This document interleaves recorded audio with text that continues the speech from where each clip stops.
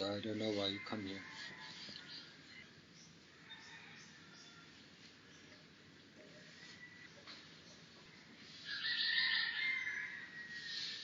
Why do you come here? Why are you looking? What are you looking for? Driven by fear, like the rest of the world? Fearing this, fearing that, with the barking dogs? Driven by the barking dogs in big herds? You're just driven by fear, just doing those things that lead to unwholesome results. We've seen it over and over and over again in the history of our world.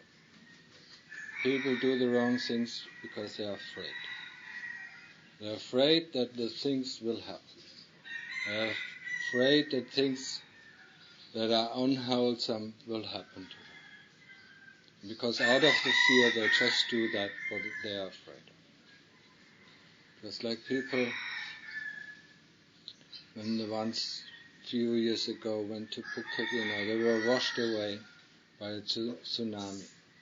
Now they are afraid to go to Phuket, and maybe now they are going to Hawaii or to the west coast of Mexico, and then maybe this year they will be washed away there by a tsunami that comes there and washes them away. Driven by fear, they will meet with the fear, or will meet with the answer they are so afraid of. And most of our action is based on fear. We are afraid of this, so we try to avoid it and actually just run into it. Or we are afraid of fear, and then we listen to this person or listen to that person. And then we feel secure. We feel secure because a lot of people listen to this person or listen to that person. They will feel secure within the herd. They don't know that the herd is going through the big door, like Jesus said, who is ending up in destruction. That's where we end up in the lower realms. Most of us will end up there.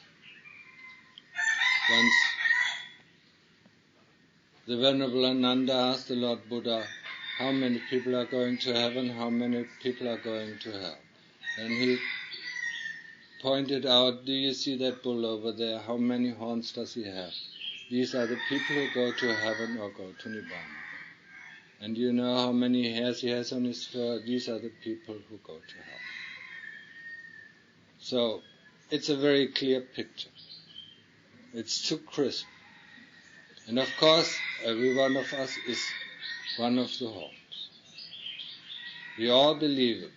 That's why we believe in Buddhism, because we are afraid of going to hell. Or we believe in Christianity or in God, because we are afraid to go to hell. And that's exactly where we are going. Just the description of Jesus or the description of the Lord Buddha just points out that the masses are going. And there's no way to prevent it. There's no way to prevent it. If we are not going to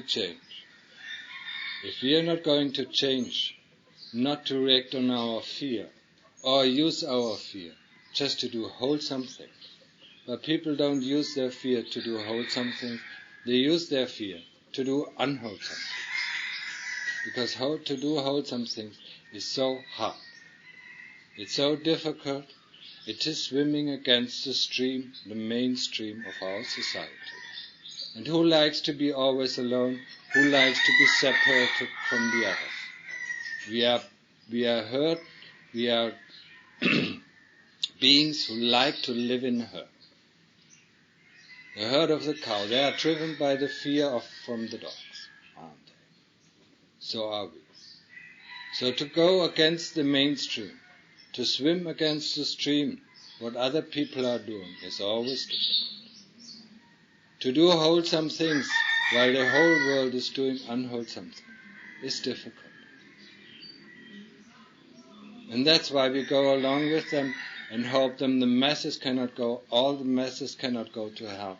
That's why we are saved. That's why we do just the things that other people are doing. That's why we go the way just like other people are going. Because we feel secure in the masses that are going down to hell. At least we are not alone in hell. We might be alone in heaven, because there's nobody going to do that.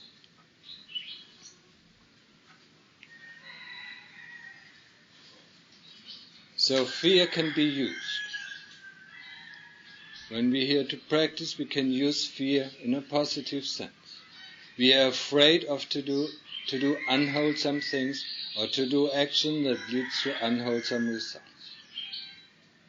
When we use fear in this way, then it's using fear in a proper sense. Not just to believe this or just to believe that. Just to do things that are wholesome.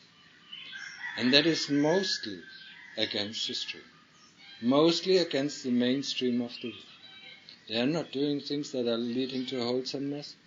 They are just doing things what they like and destroying things what they dislike. That is the mainstream. So for us is not to go for the things that we like, and not to go away from the things we dislike. That is the way of practice.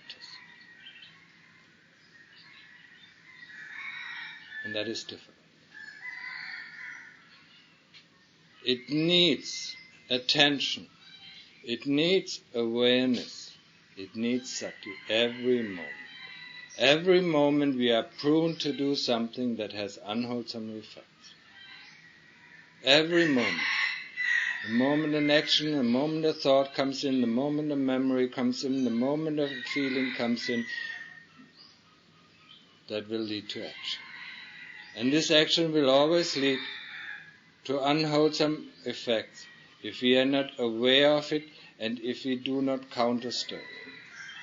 If we do not go against the stream of our habits. If we decide not to do, not to follow that impulse that comes or is born of our thoughts, or is born of our memory, or is born of our feeling, and just stay with what is, and not buying into this thing, this will lead to wholesome effects. Or otherwise, if we see that something that will lead to unwholesomeness, we reverse it and let it lead to wholesome. That means a thought of greed and hate we replace with a thought of generosity. A thought of hate we replace with a thought of loving kindness. We are trained here, or we are training ourselves here to replace things, to replace thoughts. When we train ourselves in the samadhi, then we replace the thoughts that come into our mind with the word Buddha, with the thought Buddha, Buddha, Buddha. And while there is Buddha, there cannot be any unwholesome thoughts. Only if we do not catch, if our mindfulness is not big enough, then the other thoughts are coming in and mostly are in the background, and we do not catch them because our awareness, our sati, is not strong enough to catch them. So we have to increase our interest. And increasing our interest in the practice, in this word Buddha, just this word Buddha, and nothing else. And you will see if you do that the whole day, how fierce of a fight this is. What enormous fight it is not to let any other thought come in. Not to let, if some thought has come in, not to let any other thought than Buddha stay in our heart. That is so extremely difficult that we give up. And say, oh well, no. It's not my merit that I go to do practice. It's not this or it's not that. We will see, we will encounter the difficulties. While we do the practice of samadhi or the practice of samatha, what means come. When we practice the samatha, that means we concentrate on one point, be it the Buddha or be it the breath at the tip of the nose. That's all what we concentrate. And we are aware of the breath or we are aware of the Buddha while it comes into the mouth. We are constantly aware of each moment, of each present Buddha. We do not think about the previous Buddha or about the next Buddha or about what is going to happen or what has happened. We just think about this one thing. Buddha, Buddha, Buddha. Or observe this one thing. The breath coming in and the breath going out. But the mind gets lazy or the mind gets bored. Once the mind gets bored, that shows us we don't have any more interest in this object. We are interested in everything else, actually. We are interested in everything else than the Buddha or than the breath. We want to think about this, we want to think about that. We want to think what we can do now with all our practice we have done in the past. What kind of life we can live. And then we are gone in the future, we paint the future, and of course the future is always rose-red. It is never dark. The past might have been dark, the present moment is dark, but the future is in rose-red light. Beautiful, happy, and so on. And where is this beautiful and happiness coming from? Just from our thoughts, just from our imagination. What had actually happened in the past were all dark thoughts.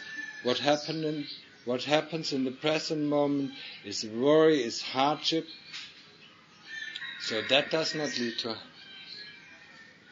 Now the next moment will be hardship, and the next moment after that will be hardship, or will be worries, or will be fear, or will be anything. So where can happiness come in? What will make happiness come in? Just through our thoughts. And that's the way how the kilesas paint our future. It's always good. It's always happy. It's always perfect. But when the future comes and becomes the present moment, it's always unhappy. It's always dissatisfied. The power of the kilesas or the power of avijja is so great, it still fools us.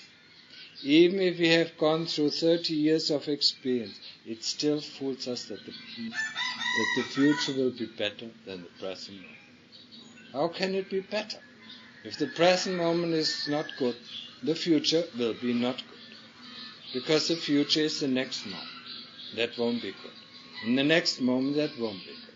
If we are not going to interfere with the power of kilesas, if we do not take a stance, if we do not get up for a fight, and fight for our freedom, fight for the freedom of not being fooled. But you know that is difficult. You all experienced how difficult it is not to be fooled by this sweet voice of the kilesas that paint us this brilliant and bright future.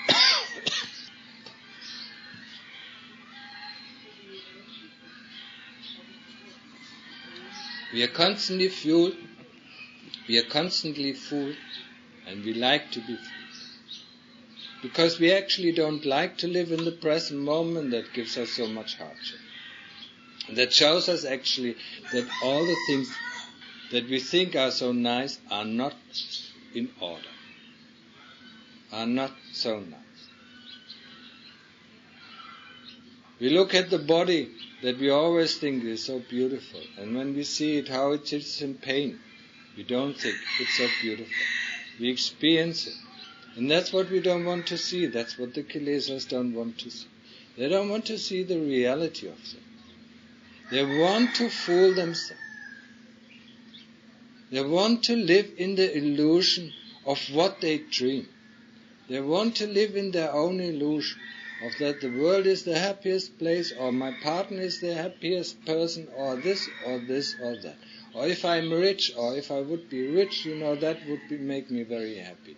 Or if I would have this would make me very happy. They always want to live, or they always live into an illusion.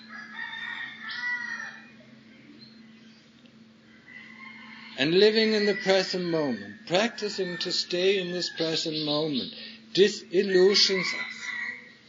And who wants to be disillusioned? Disillusioned, in the English sense or in the German sense, is a very negative word. We are disillusioned, our friend disillusioned us, our partner disillusioned us, the world disillusions us.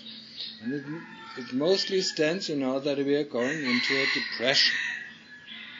Because we realize that the things are not like we dreamed they are. So within this depression we build up another illusion how it would be nice. So once we come back out of our depression, we are back into the illusion again. And both are the realms of avijja. Illusion and depression are the realms of avijja. And from one to the other, we switch.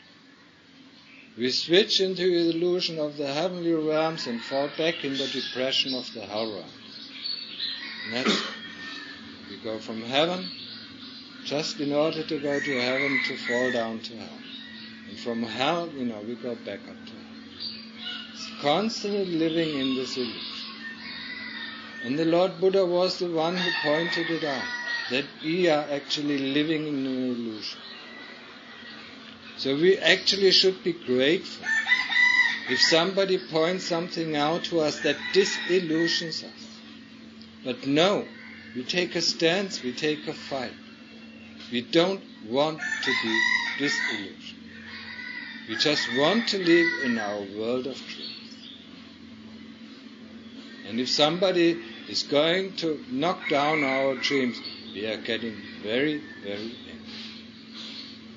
Some of us might get so angry that they are going to kill that person who took them off, or who told them that actually they are living in an illusion. They are living in the illusion that they are good people. We are not good people. They are living in the illusion that if they do this, then they will get that. Or that they are this, or that they are that. And then somebody comes along and says they are not this. And then they are afraid that that is actually true. So that something is running out to defend themselves. No, what you say is not true. And this is not just a story. It just happens every moment. Every moment, every second of our life. Especially when we are out in the world, when we meet other people, when we meet situations, we are constantly rushing out for the defense of our illusion. And we don't like it. And we specifically don't like it. And specifically when we come from the West. If somebody disillusions us. But now coming back to the path of the Lord Buddha. The path of the Lord Buddha is the path of disillusion, to seeing the things as they really are. And that starts with this very, very present moment. This very present moment shows us all the things that are there. Nothing else. And now this present moment, and then the next present moment, and then the next present moment. And after 5 present moments, when we have enough sati to have 5 present moments, then we get bored, because there's nothing exciting about this present moment. The excitement lies all in our illusions, the excitement lies all in our illusions, lies all in our truth.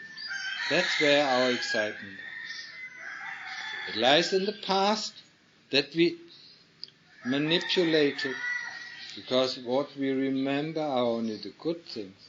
We do not remember, or we don't want to remember, all the things that were painful, that were not so good.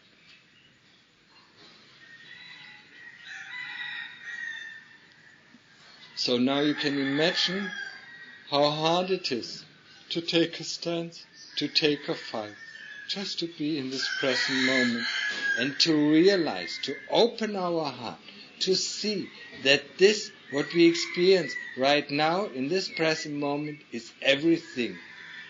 It's complete in itself. Every moment is complete in itself. But now we have our views and we have our opinion. We have our views, this must be better, or this should go better, or this should go this way, or this should go that way. That the cock should cry backwards and not forward. All these things. That now it should be warm when it's cold, or now it should be cold or cooler when it's warm. Now it should not rain, or now we should not be tired, or so on, or so on. These are all our illusions we are still living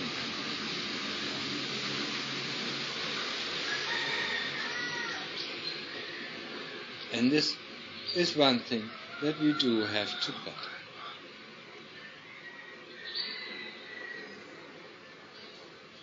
And we will see, after a while we get tired. We really get tired. Because we do not want to accept the truth. Avijja does not want to accept the truth. So we have to point the nose of avijja into the truth and tell it, see, that's how things really are. See it, understand it, see it, understand it. That's the only way things are. Point its nose into the smelling shit and see how it stinks, see how it smells, see or point it into the pain, see how it's painful, see how it is. And this is the education of avijja. It is to make avijja clear that the things that it imagines are not the way the things really are. But of course, because it wants to live in its illusion, it is very difficult to convince. And if we do not convince it, if it's not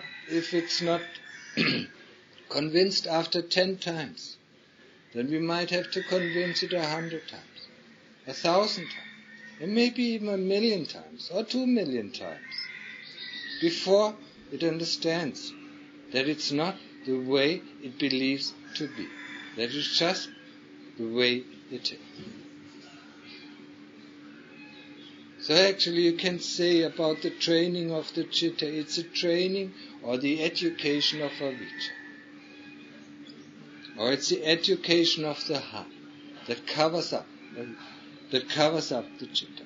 Avijja that covers up the citta. It's the education of avijja, to let go.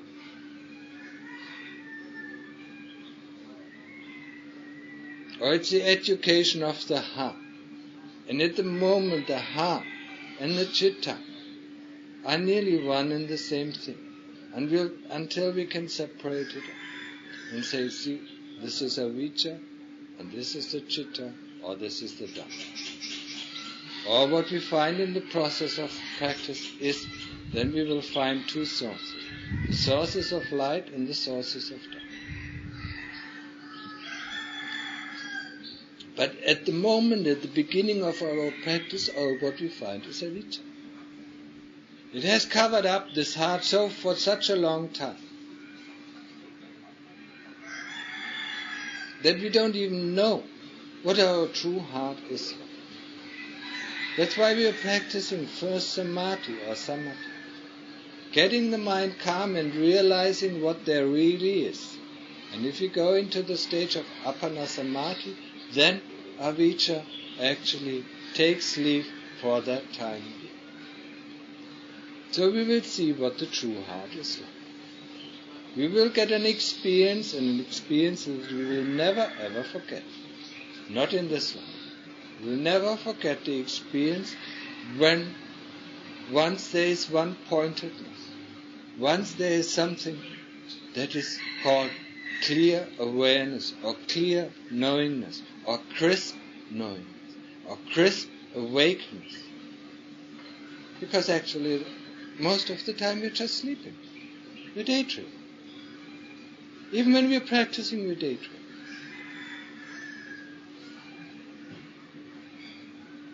Dreaming about this, dreaming about that, dreaming about our own practice. We are not clearly, crisp aware, sharp aware of what is going on. We're dreaming of what is going on. We're dreaming that we are with the Buddha, or we're dreaming that we are with the breath. But we are not. Once we are really with the breath, then there is something that is such a sharp awareness, such a sharp awakeness, that feels so good, that feels so terrific, that we don't forget that. We are so alert to what is happening every moment, every single moment. It's something that we will never forget. Because most of the time we are just dumb. We're just so dumb. We are just so stupefied. Stupefied by our own reasons, stupefied by our own views, or in other words, blinded when we look at the Western world or Western hemisphere. Blinded by our own science. We believe all these things. We believe all this crap that we have been educated. Or educated. We believe in science much more than we believe in the church or religion.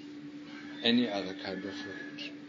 If a doctor says you have to take this is medicine, then we believe him. More than if God would have said it to us, or if the Lord Buddha would have said it to us. When the Lord Buddha says, we should not take care of the sick people, we should take care of our sick heart. That is the main emphasis. So when Tanacha Mahabodha was still young and he was still training his monks, so when a monk came to him and said he wanted to see the doctor because he feels sick about this and that, then Tanacha Mahabodha said to him, yeah, sure, you can go. But pack your things and don't ever come back. It's not the way to cure sickness. The way of a practitioner is to cure the sickness within his heart. Not by running to this doctor or to that doctor. And some of the monks believe much more in the doctors than in the Lord Buddha. Sickness comes from our heart. That's where it starts. It can be karma or it can be just momentary. So how do we treat it? Of course we go and run for medicine. That does take care of the symptoms but does not take care of the roots of the sickness. Or the illness. You see what we're doing all our life. Of course there is a value for medicine. But use it wisely. Don't just gulp it down. Just to get rid. And that is our primary action. We want to get rid of painful feelings. We do not want to experience sickness or the symptoms of sickness. So we run to the doctor and we get rid of the symptoms and then we feel relieved. And the next time the sickness comes again and then we run again. And if it's our karma, then the medicine will help. If it's not our karma, the medicine will not help. But we will never get rid of the root of our sickness. Because the root of our sickness is very, very down in our own heart. That's where it is. And if we remove it from our own heart, if we uproot it, then it won't come again. And that is the teaching of Tanacha Man, that is the teaching of Tanacha Mahabodha, and that is the teaching of the Lord Buddha.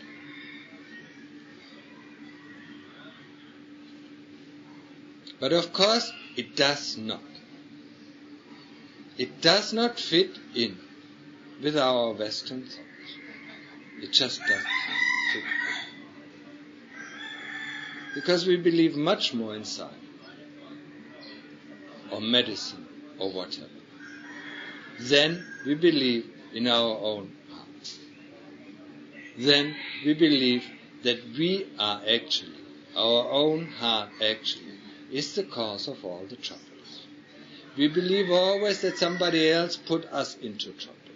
We always find a scapegoat who is guilty for our unpleasant feelings. Now this virus is guilty, or this government is guilty, or this friend is guilty, or this person is guilty. We are never ever admit that we are the ones who are guilty, that we are the ones who sown the seed of the karma that in the past that we reap just right now at this present moment. Nobody else has sown the seed except for us. But we don't want. We want to be like children, irresponsible children. They just can do whatever they want, but they will never be liable. They will never be made responsible for their actions, because they are children. And as long as they don't go to the age of 16, they are not responsible for whatever they do. Whatever bad they are doing, they are not responsible. The parents are held responsible for them. Now that means for us we have to grow up. And Buddhism is actually taking on responsible for our own actions. Grow up. Don't be dumb. Don't be blinded. Grow up and get awake. Wake up. Wake up to the truth that is there in this very present moment. It's nowhere else. The truth lies in this very, very, very moment.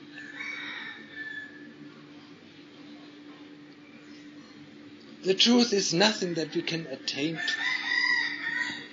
People in the West, they believe they can attain to enlightenment.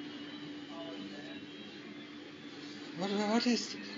It's just one of these foolish views. Our chitta is already enlightened. We just don't see it, because it's covered up by mountains of shit, by mountains of blocks, by mountains of stones. And if we want to get there, we have to do the hard work of removing all these ugly things that are in the way to our liberated chitta. We have to remove the heavy stones that we are unwilling to remove. We have to remove the bad, stinking, smelling shit that we don't want to touch. But this is the only way to come to the realization of liberty, to come to the realization of the end of the world. Only if we start digging in the shit, digging in the unpleasant world. That's how we can remove everything that covers up our true chitta. So, the thing is, it is there in this present moment. The truth is there. It's hidden by all our views, by all our knowledge, by all our opinions. And we are full of them. We are so full of them that we are even blinded by them.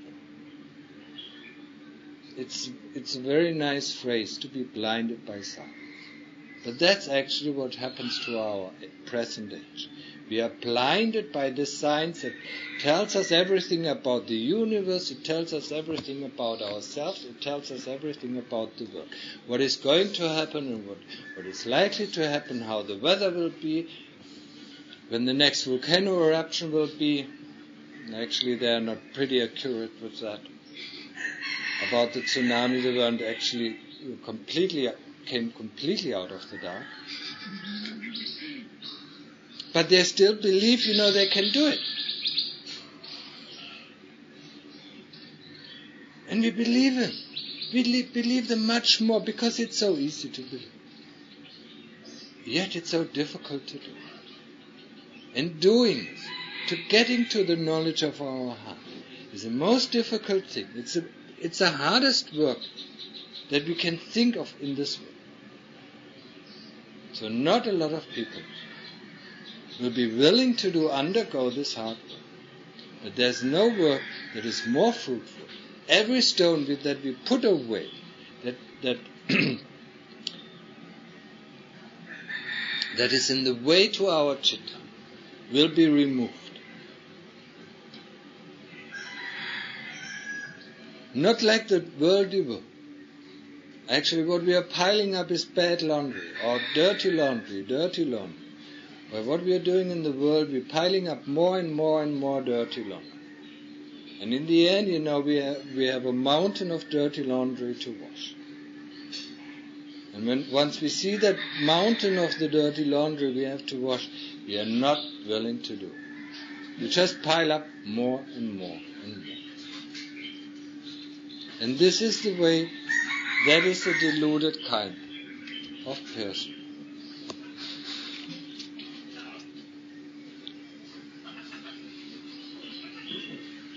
So what shall I do? What shall I do with you? As long as it stays here, it's fine.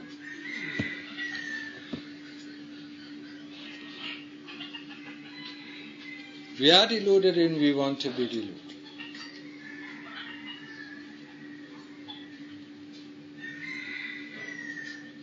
And in front of you is a deluded teacher. So we are all deluded too. That's why you come here. Bright people who come here, people who are really bright, and it happened that they apparently came here. You'll be good like here, yes. After a while they realize how deluded I am, so they will leave. They will go to the bright teachers there in the West, who give them the attainment of enlightenment.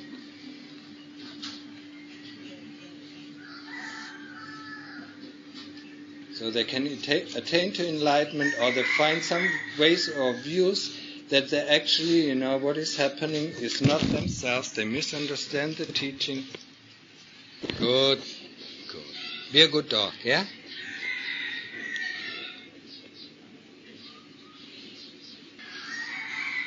So where was I? Clever people go to clever teachers. Deluded go to deluded teacher. No, they want to enlightenment, and if they can't get enlightenment, they take the teaching of the Lord Buddha. Everything is anatta, that is not me, that is not myself, that doesn't belong to me. So who cares what I'm doing? It's not myself anyway.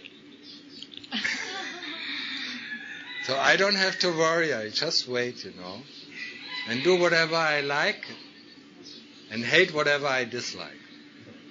Get rid of what I dislike and go for what I like. Because it's not myself anyway. So what do I care about all these things? I just do. That's one of the wrong views. So where, that's why bright people go and leave. Because they see how deluded I am. I cannot teach them. All what I teach them is painful feelings, misery. Should I start? No, you should not yet.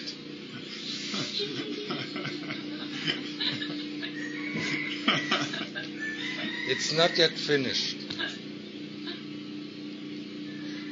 I just don't feel like I have traction. I need to close my talk first. I haven't yet closed it. I'm just looking for a way how to close. So we are deluded and we are happy with our delusion. We have the happiness of deluded people. And of course, it's one happiness. We can have the happiness of stupefied people. And that's one sort of happiness that we can find. We can have the happiness of foolish people. That's another way of happiness. And then we are satisfied with this happiness. And it's an age of delusion. It's an age of stupidification. It's an age of blindness. So if you really would have been practitioners, we would have been born 50 years ago, when there was still the teacher of Thanachan Man, and when Thanachan Mahabodhi was still fit. Now all what you get is, just one deluded disciple of Thanachan Mahabodhi. That's all what you are. He's not even able, to grasp 1% of the teaching. So, well, whatever our merit is, that is what we get. Huh? When our merit is, if we don't have enough merit, we will end up with the people, we are deluded, so we look for deluded people, or deluded teachers who just don't know.